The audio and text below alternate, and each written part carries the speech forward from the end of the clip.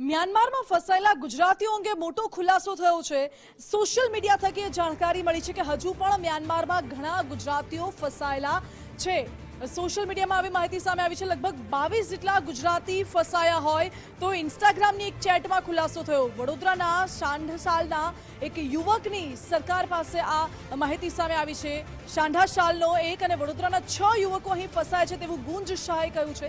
મ્યાનમારમાં કુલ 22 જેટલા ગુજરાતી ફસાયા હોવાની આ ચેટિંગમાં વાત જાણવા મળે છે। એ ચેટિંગના દ્રશ્યો સામે આવ્યા છે અને એકલા ગુજરાત જ નહીં, તમામ ભારતીયોને પરત લાવો તેવી એક અપીલ કરવામાં આવી રહી છે યુવક દ્વારા।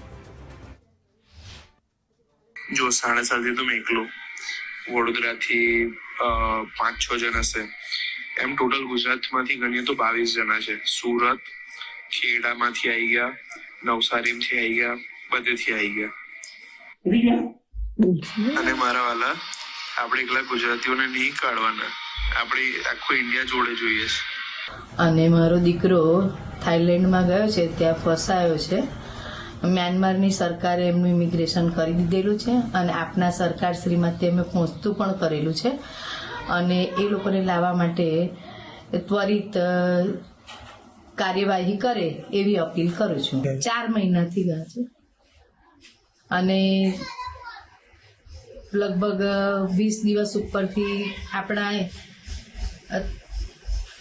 એમ્બેસીમાં અમે એની ફાઇલ પહોંચતી કરી દીધેલી છે, બધા જ છોકરાઓને, ઇન્ડિયન છોકરાઓને, અને બધા જ ઇન્ડિયન છોકરાઓને પાછા ઇન્ડિયામાં લાવે એવી સરકારશ્રી પાસે અમારી માંગણી છે।